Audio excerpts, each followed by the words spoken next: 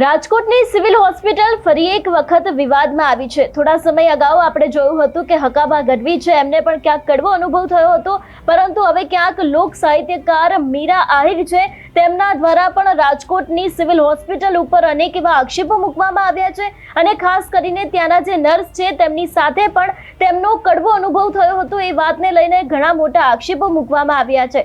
શું છે સમગ્ર વિષય જોઈશું આજના આ વિડીયોમાં। નમસ્કાર, હું હંસિની અને તમે જોઈ રહ્યા છો નિર્ભય ન્યૂઝ। રાજકોટની સિવિલ હોસ્પિટલ ફરી એક વખત વિવાદમાં આવી છે। જો વિસ્તારપૂર્વક વાત કરવામાં આવે તો ખાસ કરીને લોક સાહિત્યકાર હકાબા ગઢવી છે, એમને પણ ક્યાંક કડવો અનુભવ થયો હતો। એ બાદ હવે લોક સાહિત્યકાર અને સિંગર મીરાબેન આહિર છે, તેમને પણ ક્યાંક આજ સિવિલ હોસ્પિટલનો કડવો અનુભવ થયો છે। મીરાબેન આહિરે સિવિલના તંત્રની કામગીરીને લઈને વિડીયો બનાવીને સોશિયલ મીડિયામાં પોસ્ટ કર્યો છે। વિડીયોમાં મીરાબેનનું કહેવું છે કે તેમના ભાઈને સિવિલમાં સારવાર માટે લઈ ગયા હતા, ત્યારે 45 મિનિટ સિવિલ રહ્યા, તે બાદ કોઈએ કેસ ન લખ્યો હતો। ઇમરજન્સી વિભાગમાં કામ કરતા ડોક્ટર અને સ્ટાફે ગેરવર્તન અને અભદ્ર ભાષાનો ઉપયોગ કર્યો હોવાનો મીરાબેનનો આક્ષેપ છે। ખાસ કરીને તેમનું એવું પણ કહેવું છે કે નથી દાખલ કરવામાં આવ્યો, તમારો કેસ થાય એ કરી લેજો, એવી પણ ક્યાંક વાત છે તે કરવામાં આવી છે। એટલે ખાસ કરીને જે સમયે સિવિલ હોસ્પિટલની અંદર જે બબાલ થઈ હતી એ વિડીયો ઉપર નજર કરીએ, એ બાદ તેમના દ્વારા જે સોશિયલ મીડિયામાં પોસ્ટ કરવામાં આવ્યો છે વિડીયો ઉપર પણ નજર કરીએ। इमरजेंसी कोने कहेवाय? सिक्योरिटी वाला गमे એને બોલાવો નથી તો જા બોલાય આવો। ઇમરજન્સી કોને કહેવાય? મને બધાય સમજાવો ને પ્લીઝ। ફાઇલ એની પાસે આવી ગઈ છે, ફાઇલ એમની પાસે હે, હવે શું કરવાનું? ઇમરજન્સી માટે 10 કલાક રાહ જોવાની? હું આવી ગઈ ને 10 કલાક થઈ પેલા ઇમરજન્સી કોને કહેવાય? ડાયરેક્ટ સીધું એમ કે 14 સ્પીડ માં એટલે શું?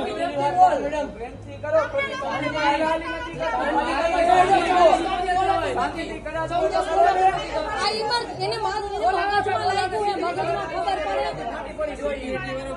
બોલાવો જરા સિક્યુરિટીને। ડાયરેક્ટ મેડમ તમે એમ બોલો 14 કરમાં શું બોલ્યા? 14 શબ્દ બોલ્યા હુકમ આપે હવે મહેમાનો રાખી દે વગાડા મારા ખીચામાંથી ના જાય બોલાવ સાહેબ ને બોલાવ 14 કરે એટલે શું છે એ પ્રશ્ન? એમ નહીં, ઇમરજન્સી કોને કહેવાય તમે સમજાવો। ઇમરજન્સી કોને કહેવાય? હા ગમે એને બોલાવો લ્યો। ઇમરજન્સી કોને કહેવાય? તમે કોક જવાબ દો, જેને ખબર હોય જવાબ દો। એ મોડું નો થાય સરદાર દે એ બધા સરકારના શું બોલી તું? શું બોલી તું? મોડું થાય એમ બોલતો, એકવાર બોલતો હજી। તું અહીંથી નહીં, તું હું બોલી?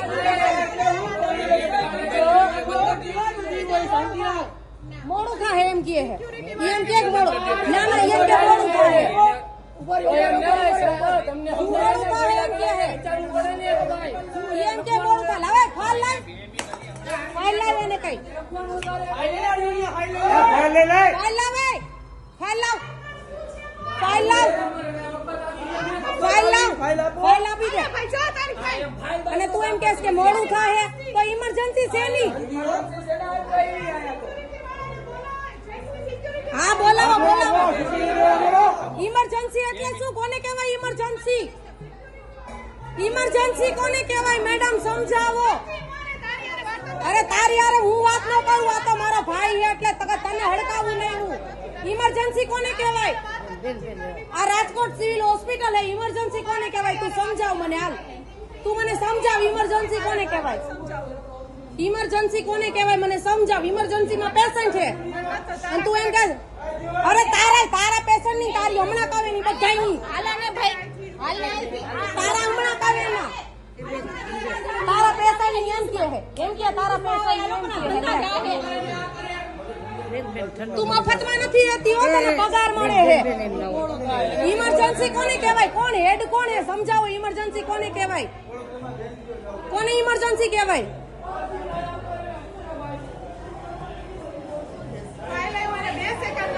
પણ મેડમ ઇમરજન્સી કોને કહેવાય? કોને ઇમરજન્સી કહેવાય?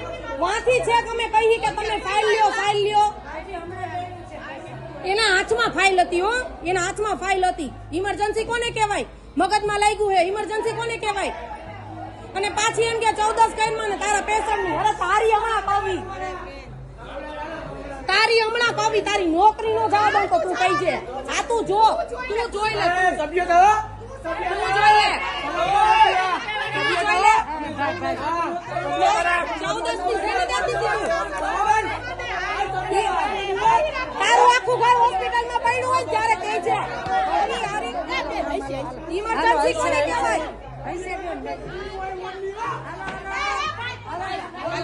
જય દ્વારકાધીશ. હું છું મીરા આહિર. આજનો એક અનુભવ તમને જણાવવો છે, તેમજ આ વસ્તુનો જવાબ પણ જોઈએ છે. કારણ કે આ જવાબ છે ને એ સામાન્ય માણસ સાથે જોડાયેલો છે. સિવિલ હોસ્પિટલમાં ઇમરજન્સીમાં મારા ભાઈને લઈ ગયા.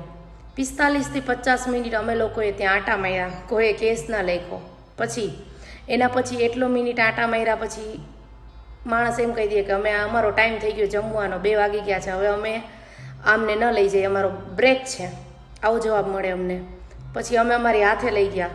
પછી બીજે લઈ ગયા તો એને ચોથા માળે ત્યાં શિફ્ટ કર્યો. તો ત્યાંના મેડમ, સર, ઇમરજન્સી સ્ટાફનો બહુ ગેરવર્તન. મજા આવે એવી અભદ્ર ભાષામાં વાત કરે, મજા આવે એવા જવાબ આપે, અને મજા આવે એવું બોલે કે નથી દાખલ કરવો, જા તારા થાય કરી લે, આવા શબ્દ યુઝ કરે. તો આ વસ્તુમાં જવાબદાર કોણ? રાજકોટ સિવિલ હોસ્પિટલ જે છે એનું આ જ કામ છે? આવા સ્ટાફ સામાન્ય માણસ સાથે આવું વર્તન કરે તો શું આ ક્યાં સુધી વ્યાજબી છે? નોર્મલ પબ્લિક માટે ક્યાં સુધી આ બધું થશે? આજે અમારા ઉપર છે, કાલ તમારા ઉપર આવશે, બધાય ઉપર આવશે. ત્યારે કોણ જવાબ દેશે? અભદ્ર ભાષામાં વાત કરવી, મજા આવે એવું બોલવું, નિરાતે કામ કરવું. તો તમે પબ્લિકની સેવા માટે છો કે શેના માટે છો? કોઈ જવાબ આપશે મને આનો?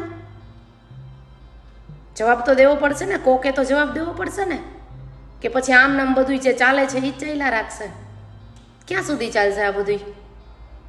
માણસના જીવથી વધારે કાંઈ છે ખરું દુનિયામાં? કોઈ કહેશે મને?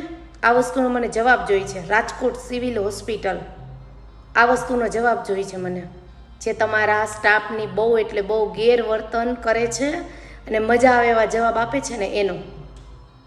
રાજકોટ સિવિલ હોસ્પિટલ કે જે વારંવાર વિવાદમાં આવી છે, અગાઉ પણ લોક સાહિત્યકાર જે રીતના હકાભા છે તેમને પણ એક વિડીયો મૂક્યો હતો ને જે સિવિલ હોસ્પિટલ છે તેની બેદરકારીને લઈને અનેક સવાલો ઊભા કર્યા હતા. ત્યારે ફરીવાર એકવાર રાજકોટની સિવિલ હોસ્પિટલ છે તે વિવાદમાં આવી છે.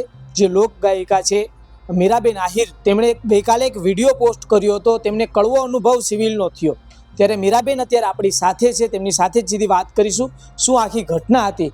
મીરાબેન, આપ સારવાર કરાવવા ગયા હતા, કેની સારવાર કરાવવા ગયા હતા અને શું ઘટના હતી આખી? એક્સિડન્ટ કેસમાં ઇમરજન્સીમાં મારા ભાઈને સિવિલમાં લઈ જવામાં આવ્યો.